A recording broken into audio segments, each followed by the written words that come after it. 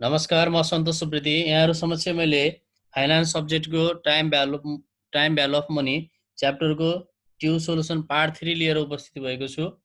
हामीले यो च्यानलमा अपलोड गरेको भिडियोहरूको नोटिफिकेसन प्राप्त गर्न हाम्रो युट्युब च्यानललाई सब्स्क्राइब गरी नजिकै रहेको बेल आइकनमा क्लिक गर्नुहोला। TU solution of time value of money part 3 TU 2071। NMB Bank Limited pays 7.25 interest compound annually. NMB ब्याङ्कले 7.25% इन्ट्रेस्ट दिँदो रहेछ, तर एनुअली कम्पाउन्डिङ हुँदो रहेछ। On time deposit the Sanima bank pay 6.5% interest compounded quarterly. Sanima ब्याङ्कले 6.5% इन्ट्रेस्ट तिर्दो रहेछ, तर क्वार्टरली कम्पाउन्डिङ हुने रहेछ। भनेको वर्षमा 4 पटक ब्याज दिँदो रहेछ, तर यसले चाहिँ वर्षमा 1 पटक मात्र ब्याज दिँदो रहेछ भन्ने बुझ्नु पर्यो। एमा based on effective interest rate in which bank would you prefer to deposit your money. Effective interest रेटलाई बेस गर्दाखेरि हाम्रो पैसा चाहिँ अर्थात् एमाउन्ट रकम चाहिँ पैसा चाहिँ कुन ब्याङ्कमा डिपोजिट गर्नलाई प्रिफर गर्छौ त भनेर सोध्यो क्वेसनले। अब सबभन्दा पहिला इफेक्टिभ इन्ट्रेस्ट रेट निकाल्न पर्यो। एनुअल कम्पाउन्डिङ छ भने, कम्पाउन्डेड एनुअली हो भने इफेक्टिभ एनुअल इन्ट्रेस्ट रेट यही हो, 7.25 नै। एनएमबी ब्याङ्कको इफेक्टिभ एनुअल इन्ट्रेस्ट रेट भनेको 7.25 नै हो, किनभने यो एनुअली कम्पाउन्डिङ भएको छ। त्यसैले गिभनमा हामीलाई नेपाल मर्चेन्ट ब्याङ्क अर्थात् एनएमबी ब्याङ्क भनौँ न, एनएमबी ब्याङ्क लिमिटेडको इन्ट्रेस्ट रेट 7.25% थियो एनुअली कम्पाउन्डिङ। सानिमा ब्याङ्क लिमिटेडको इन्ट्रेस्ट रेट 6.5% दिएको थियो क्वार्टरली कम्पाउन्डिङ। हामीले सबभन्दा पहिला based on effective interest rate which bank would you prefer भनेको छ, जसमा इफेक्टिभ इन्ट्रेस्ट रेट निकाल्न पर्यो। सानिमा ब्याङ्कको क्वार्टरली कम्पाउन्डिङ बनाएको छ, यसरी इफेक्टिभ एनुअल इन्ट्रेस्ट रेट निकाल्ने हो। तर एनएमबी ब्याङ्कको चाहिँ एनुअल इन्ट्रेस्ट रेट दिएको छ। एनुअल इन्ट्रेस्ट रेट नै यदि एनुअल कम्पाउन्डिङ हो भने एनुअल इन्ट्रेस्ट रेट नै हाम्रो इफेक्टिभ रेट इन्ट्रेस्ट रेट हुन्छ। त्यसैले एनएमबी ब्याङ्कको 7.25% नै भयो। सानिमा ब्याङ्कको चाहिँ यो क्वार्टरली कम्पाउन्डिङ भएको भएर यो फर्मुला लगायो हामीले। त्यहाँ हामीलाई 6.5% इन्ट्रेस्ट दिएको छ। 6.5 भनेको 0.065 हो। 6 डिभाइड 100 गर्दा 6.5 डिभाइड 100 गर्दा 0.065 आयो। अनि डिभाइड यम भनेको क्वार्टरली कम्पाउन्डिङ भएको भएर वर्षमा 4 पटक ब्याज आउने भएको कारणले यममा हामीले 4 राख्यौँ। डिभाइड 4 पावर 4 माइनस 1 यो गर्दाखेरि 6.67 आयो। हाम्रो इफेक्टिभ इन्ट्रेस्ट रेट चाहिँ 6.67% भयो। त्यसैले अब यहाँनिर हेर्दाखेरि इफेक्टिभ इन्ट्रेस्ट रेट एनएमबी ब्याङ्कको बढी छ, त्यही भएर हामी एनएमबीलाई प्रिफर गर्छौँ। We should prefer NMB bank because effective interest rate of NMB is more than Sanima bank. त्यसपछि अर्को छ हामीसँग बीमा। Could you choice of bank be influence by the fact that you might could your choice of banks be influenced by the fact that you might want to withdraw your funds during the year as opposed to the at the end of the year भनेको छ। अब हामीले यहाँनिर decision लेखिरहेका छौँ, Sanima Nepal merchant bank राम्रो भनेर effective बढी भएको कारणले यो हामीले गरेको डिसिजनलाई, हाम्रो चोइसलाई इन्फ्लुएन्स हुन्छ कि हुँदैन, इन्फ्लुएन्स हुन्छ कि हुँदैन भनेर सोध्यो। भनेको प्रभाव पर्छ कि पर्दैन। बाई द फ्याक्ट द्याट तथ्यमा, केमा भने you might want to withdraw your funds during the year. हाम्रो फन्ड चाहिँ हामीले ड्युरिङ द इयरमा झिक्न चाहेको छौँ, as oppose to at the end of the year. At the end of इयरमा होइन, वर्षको अन्तिममा झिक्ने होइन, वर्षको अन्तिमभन्दा पहिला नै झिक्ने, कुनै पनि समयमा हामीले चाहेको बेलामा झिक्ने। यस्तो हो भने हामीलाई यो डिसिजनमा प्रभाव पर्छ कि पर्दैन भनेर सोध्यो। In answering this question assume that fund must be left on disposal during the entire compounding period in order for you to receive any interest. ल, यति भनिसके पछाडि अब हामीले के बुझ्नु पर्यो भने हामीसँग भएको पैसा हामीले वर्षको अन्तिममा झिक्ने होइन, ड्युरिङ द इयरमा झिक्ने हो भने हाम्रो यो डिसिजनमा प्रभाव पर्छ कि पर्दैन भन्यो। अब सानिमा ब्याङ्कको पैसा 3 महिनामा ब्याज पाउँछ भनेपछि यो 3 महिनामा पैसा चलाउन पाइयो, 3 महिनामा आएको ब्याजको पैसा चलाउन पाइयो, अर्थात् त्यो एमाउन्ट झिक्न पर्यो, इन्ट्रेस्टको कुरा गरेको छ नि त्यहाँ, इन्ट्रेस्ट झिक्न पाइयो, तर नेपाल मर्चेन्ट ब्याङ्कमा पाइएन। यदि उसको इन्ट्रेस्ट झिक्ने उसको चाहिँ टार्गेट हो भने इन्ट्रेस्ट झिक्नको लागि चाहिँ उसले के युज गर्नु पर्यो त, अब सानीमा ब्याङ्क युज गर्नु पर्यो। त्यसैले हाम्रो जुन चाहिँ डिसिजन हो, चोइस हो, यसमा चाहिँ के भयो त प्रभाव पर्यो, त्यो कुरा अब हामीले यहाँ लेख्नु पर्यो। Our choice of banks could be influenced by the fact that we might want to withdraw our funds during the year as oppose to at the end of the year.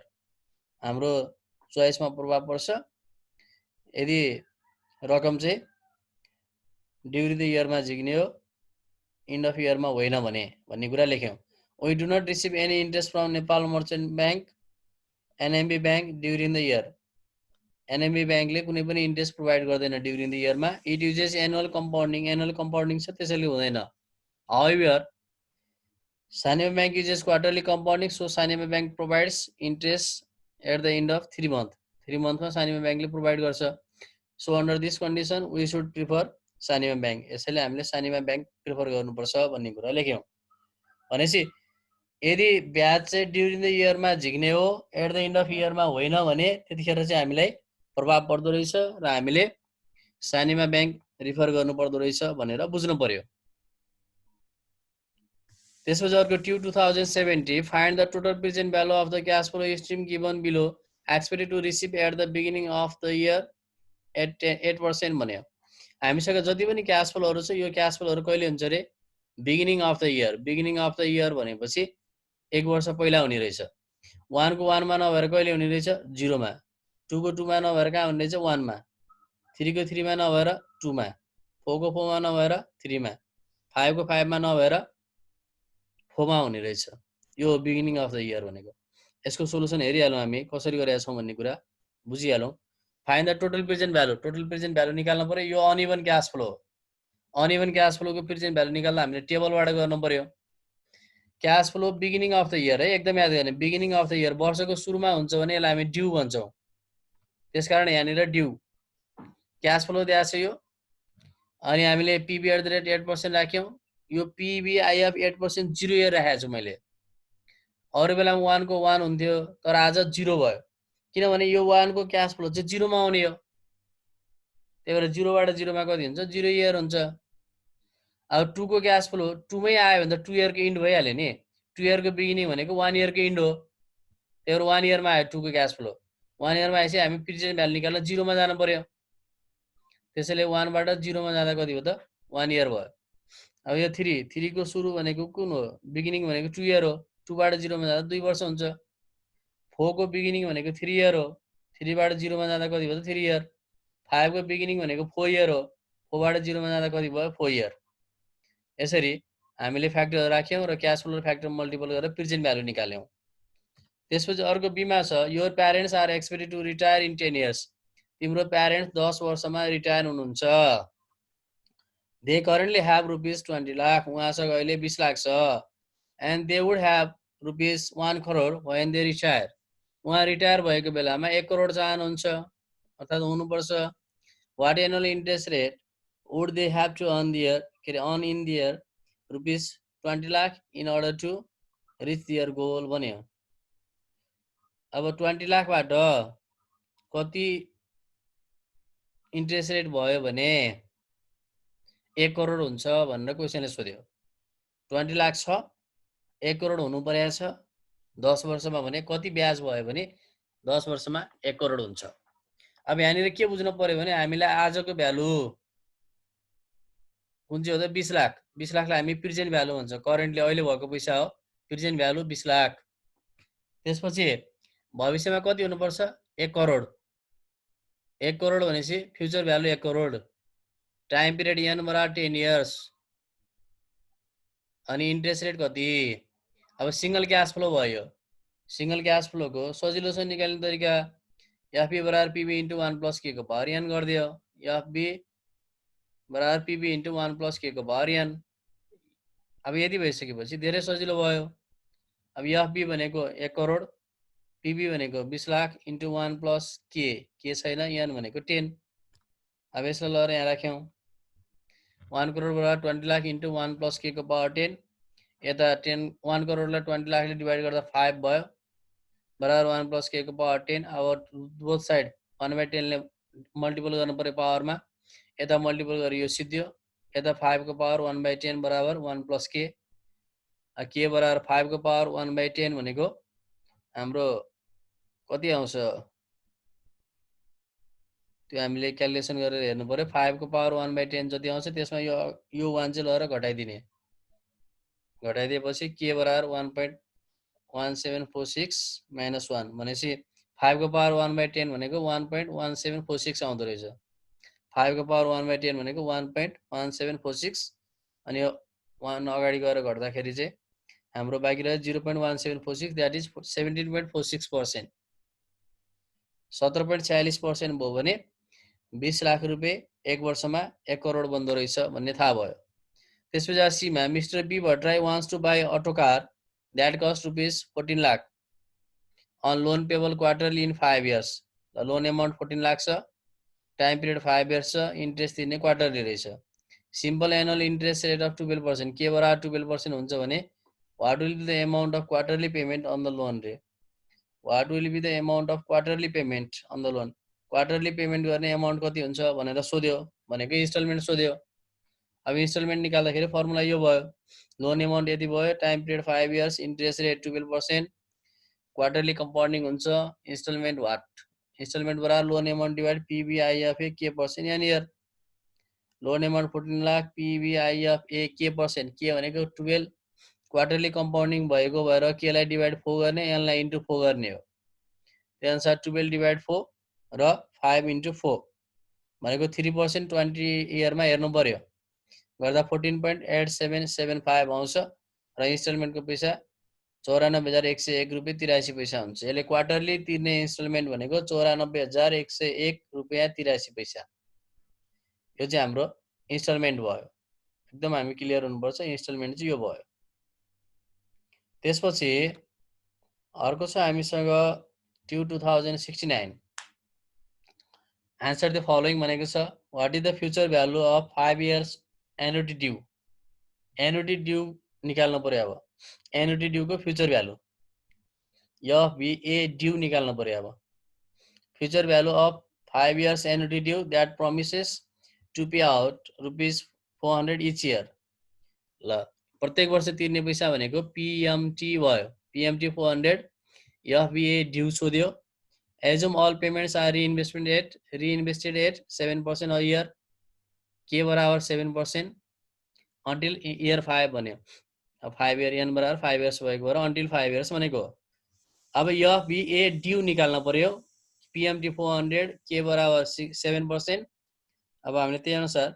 यहाँनिर नम्बर अफ इयर n बराबर 5 years periodic payment PMT बराबर 400 interest rate k बराबर 7% राखेका छौँ FVA due सोध्यो annuity due भनेको छ क्वेसनले त्यही अनुसार PMT into FVIFA k percent n year into 1 plus k 7% 5 year यो भयो एफबीआईएफए इन्टु 1 प्लस के भनेको 0.07 यो गर्दाखेरि 2461 आयो त्यसै अर्को छ you decided to buy a car किन्ने डिसाइड गर्यो and a local bank is willing to lend you rupees 5 lakh to buy a Nano car under the टर्म्स अफ द लोनको टर्म्स अनुसार 5 लाख रुपियाँ दिने भयो it will be fully amortize over 60 month 60 महिनामा एमोर्टाइज हुन्छ भनेको एन बराबर 5 years हो तर मन्थली पेमेन्ट गर्ने कुरा आयो under the nominal rate of interest will be 12% ल के बराबर 12% छ with interest paid monthly interest paid गर्छ भने what would be the monthly payment on the लोनको मन्थली पेमेन्ट कति हुन्छ what is effective rate of interest कति हुन्छ मन्थली पेमेन्ट र इफेक्टिभ रेट अफ इन्ट्रेस्ट दुईटा अब हामीलाई लोन अमाउन्ट दिएको छ के दिएको छ कम्पाउन्ड मन्थली हुन्छ भनेको छ कम्पाउन्डेड टाइम पिरियड 5 years छ इन्स्टलमेन्ट वाट र एआर वाट हो इन्स्टलमेन्ट निकाल्दा loan amount by पीबीआईएफए k percent n year गर्ने के पर्सेन्टलाई हामीले मन्थली कम्पाउन्डिङ भएको भएर डिभाइड 12 गर्ने र यसलाई इन्टु 12 गर्ने 12 डिभाइड 12 गर्दा 1% भयो 5 इन्टु 12 गर्दा 60 भयो यो पीबीआईएफए 1% 60 इयरको भ्यालु भनेको 44.9550 आयो यसरी आएको हामी क्लियर हुनु पर्यो पीबीआईएफए 1% 60 इयरको फर्मुला 1 - 1 डिवाइड 1 प्लस के को पावर n डिवाइड के हो अब के को ठाउँमा हामीले 1% भनेको 1/100 0.01 राख्नु पर्यो के को ठाउँमा र n को ठाउँमा कति राख्नु पर्यो 60 के को ठाउँमा 0.01 राख्ने n को ठाउँमा 60 राख्ने र यति सल्भ गर्ने यो गर्दा 44.9550 आउँछ अनि इन्स्टलमेन्ट 1,11,122 रहेछ 11,122.23 हुनेछ अर्को इफेक्टिभ इन्ट्रेस्ट रेट सोध्यो 1 + k/m को पावर m - 1 के भनेको एनुअल इन्ट्रेस्ट रेट हो 12% थियो 12/100 गर्दा 0.12 आयो अनि m भनेको वर्षमा 12 पटक कम्पाउन्डिङ हुन्छ मन्थली पायो भने त्यही भएर डिभाइड 12 अनि यसको पावर 12 - 1 गर्यौं यति गर्दा 2.68% चाहिँ हुँदो रहेछ त्यसपछि अर्को छ your client is 40 years old तिम्रो क्लाइन्ट अहिले 40 वर्षको छ and wants to begin saving for retirement ल रिटायरमेन्टको लागि सेभिङ गर्ने चाहिँ वान्ट्स भयो अर्थात् चाहना भयो you advise the client to put ₹6,000 a year क्लाइन्टलाई प्रत्येक वर्ष 6,000 रुपियाँ राख्नको लागि सजेस्ट गर्यौं एडभाइज गर्यौं पीएमटी भयो अ इयर भनेको प्रत्येक वर्षमा चाहिँ उसले के गर्छ त अब 6,000 रुपियाँ एमाउन्ट राख्छ त्यसैले पीएमटी भयो you estimate that the markets return will be on average 12% a year ल 12% रिटर्नको कुरा रिटर्न पर्सेन्टेज भने के 12% भयो assume the investment will be made at the end of the year investment वर्षको अन्तिममा हुन्छ how much will he or she have by age 70 रे अब 70 वर्ष हुँदा कति पैसा पाउँछ भनेर सोध्यो अहिले 40 वर्ष छ प्रेजेन्ट भ्यालु भविष्यमा पाउने पैसा फ्युचर भ्यालु त्यसैले पीएमटी दिएको छ इन्ट्रेस्ट रेट दिएको छ टाइम पिरियड भनेको 70 बाट 40 घटाउँदा 30 वर्ष भयो किन भन्दा अहिलेबाट डिपोजिट गर्ने अहिले 40 हो 70 हुँदा कति हुन्छ भनेपछि 30 वर्ष बाँकी रह्यो त्यसैले n बराबर 30 इयर्स अनि पीएमटी भयो n भयो के भयो अब हामीलाई चाहिएको के त how much will he or she have by age 70 भने एज 70 मा कति हुन्छ भनेपछि एज 70 मा हुने पैसा भनेको फ्युचर भ्यालु अब प्रत्येक वर्ष एउटै पैसा राख्नु पर्ने भएपछि पीएमटी भयो पीएमटी हुने बित्तिकै यो के भयो त एन्युटी भयो त्यसैले यह बी ए निकाल्नु पर्यो त्यही अनुसार टाइम पिरियड 70 - 40 गरेर 30 इयर्स अनि त्यसपछि periodic payment 6,000 interest rate k बराबर 12% future value of annuity of B A बराबर वाट यहाँनिर एकदम याद गर्ने हामीले assume the investment will be made at the end of the year भनेको छ वर्षको अन्तिममा इन्भेस्टमेन्ट हुन्छ भनेको छ बिगिनिङको कुरा छैन हामीले बिगिनिङ भन्यो भने ड्यू भन्ने बुझ्नुपर्छ यो नर्मल केस हो भनेर दिएको सामान्य क्वेसन साइलेन्ट छ भने हामी नर्मललाई अर्डिनरी केस नै भन्छौं त्यसै गरेर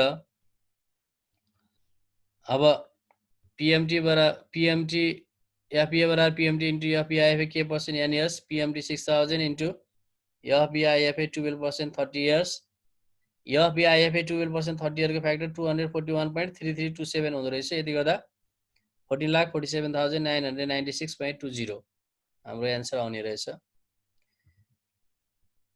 आजको बस यही अन्त्य गर्छौं हस्त धन्यवाद